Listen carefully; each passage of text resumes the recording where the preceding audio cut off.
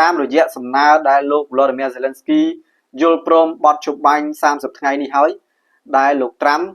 នឹងកាន់យកទៅដាក់លើតុបាទជជែកពិភាក្សាចរចាជាមួយនឹងលោក Vladimir Putin បន្ថែមពីលើនេះបាទលោក Donald Trump បានឲ្យដឹងថាបញ្ហាទឹកដីហើយនឹងបញ្ហារោងចក្រធម្មពលគឺជាប្រធានបទពីរនឹងដ៏សំខាន់ដែលលោកនឹងជជែកឲ្យបានដាច់ស្រេចជាមួយនឹងលោក Putin ហើយអ្នកណាក៏ដឹងដែរថាលោកប្រធានាធិបតីរុស្ស៊ី Vladimir Putin អ្វីដែលគាត់ចង់បានហ្នឹងគឺទឹកដីដែលរុស្ស៊ីបានច្បាំងដណ្ដើមយកពីអ៊ុយក្រែនទាំងប្រមាណគាត់មិនចង់ឲ្យទៅអ៊ុយក្រែនវិញទេមានន័យថាគាត់ចង់កាន់កាប់ទឹកដីអំបាម៉ានដែលរុស្ស៊ីបានច្បាំងដណ្ដើមយកពីអ៊ុយក្រែនរយៈពេលជាង3ឆ្នាំមកនេះដោយគិតចាប់ពីឆ្នាំ2022មកអញ្ចឹងលោក Putin បានទឹកដីអ៊ុយក្រែនដែលតាមអ្នកវិភាគបាទនិងអ្នកស៊ើបអង្កេតវាតម្លៃថាក្នុងសង្គ្រាមរយៈពេល73ឆ្នាំនេះអ៊ុយក្រែនបានបាត់បង់ទឹកដីទៅឲ្យរុស្ស៊ីប្រហែលជា11%អញ្ចឹងទេ11%នៃទឹកដីហ្នឹងគឺលោក Putin បាទមិនចង់ឲ្យរបេះចេញពីដៃគាត់វិញទេដែលចំណុចនេះហើយគឺជាបញ្ហាប្រទាំងប្រទើសមួយសួរថាតើលោកប្រធានាធិបតីអ៊ុយក្រែន Volodymyr Zelensky ហ៊ានសម្បទានទឹកដីដែលរុស្ស៊ីច្បាំងដណ្ដើមយក11%ហ្នឹងបាទឲ្យទៅរុស្ស៊ីដែរទេជាថ្នូរទៅនឹងការបញ្ចប់សង្គ្រាមបាទគឺអាចនៅរឹងទទឹងត្រង់ចំណុចនេះបាទតើតងទៅនឹងបញ្ហាធម្មពលតើតងទៅនឹងបញ្ហារ៉ែតើតងនឹងបញ្ហាទឹកដីបាទចំណុចនឹង3ហ្នឹងហើយគឺជាទ្រព្យសម្បត្តិដ៏មានតម្លៃរបស់អ៊ុយក្រែនបាទបើសិនជាអ៊ុយក្រែនហ៊ានបែងចែកបាទនោះលទ្ធភាពនៃការបញ្ចប់សង្គ្រាមនឹងមានខ្ពស់ប្រិមត្តណាបាទអញ្ចឹងយើងរងចាំមើលលទ្ធផលនៅថ្ងៃស្អែកបាទនៅថ្ងៃស្អែកគឺលោកប្រធានាធិបតីអាមេរិកបាទនឹងទៅបាទនឹងបានជួបចរចាជាមួយនឹងប្រធានាធិបតីរុស្ស៊ី Vladimir Putin ហើយបាទកាលពីរដ្ឋបាលលោក Biden បាទគឺលោក Biden អោបកសោបបាទអោបកសោបអ៊ុយក្រែនអោបកសោបអឺរ៉ុបអង្គការ NATO ហ្នឹងគឺផ្ដល់ជំនួយស័ក្តិសមជាបងធំរបស់ NATO ប៉ុន្តែដល់ទៅពេលលោកប្រធានាធិបតីត្រាំឡើងកាន់អំណាចលោកប្រធានាធិបតីត្រាំគឺគាត់នៅតែប្រកាន់គោលជំហរដូចអាណត្តិទី1របស់គាត់អញ្ចឹងបាទគឺគេហៅថាគម្រិះរដ្ឋបិទថវិកាមិនឲ្យចំណាយខ្ជះខ្ជាយទេ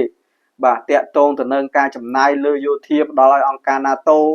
តាក់ទងទៅនឹងការផ្ដល់ជំនួយឧបត្ថម្ភដល់អ៊ុយក្រែនក្តីគឺគាត់រឹតបន្តឹងបាទឬក៏បន្ថយបាទក្នុងចំនួនតិចមែនទែនហើយសូម្បីតែ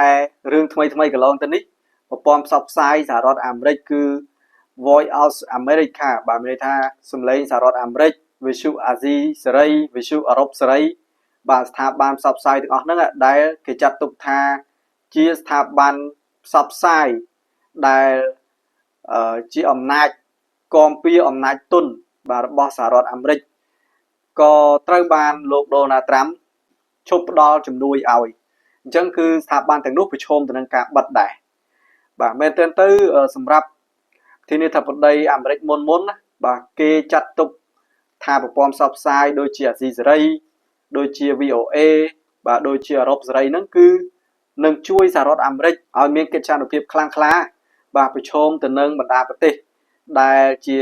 គូប្រជែងបាទដូចជារុស្ស៊ីដូចជាចិនបាទដែលសពថ្ងៃរុស្ស៊ីនិងចិនគឺចាប់ផ្ដើមចាក់លុយទៅក្នុងប្រព័ន្ធផ្សព្វផ្សាយរបស់ខ្លួនដើម្បីផ្សព្វផ្សាយអំពីប្រទេសរបស់គេ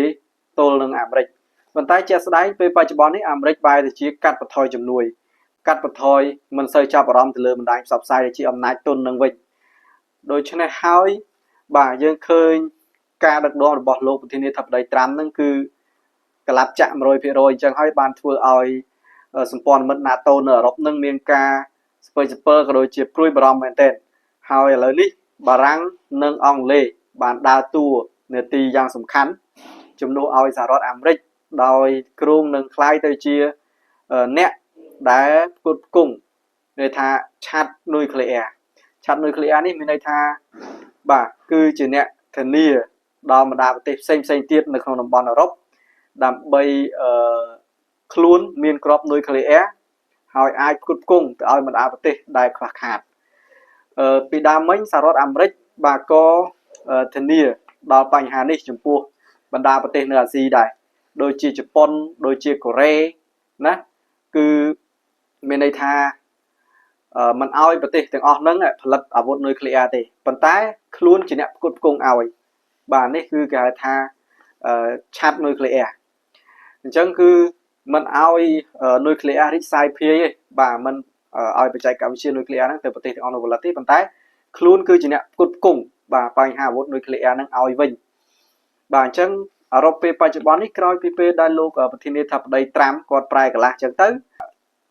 បានជាអង់គ្លេសហើយនឹងបារាំងនេះបាទចាប់ផ្ដើមចូលតំណែងបាទជាឆាត់នុយក្លេអ៊ែរវិញហើយបាទចឹងយើងចាំតាមដានមើលលទ្ធផលជាបន្តទៀតថាតើនៅការចរចាបាទរវាងលោកដូណាល់ត្រាំនិងលោកពូទីនមានលទ្ធផលផ្លែផ្កាយ៉ាងណានៅថ្ងៃស្អែកបាទ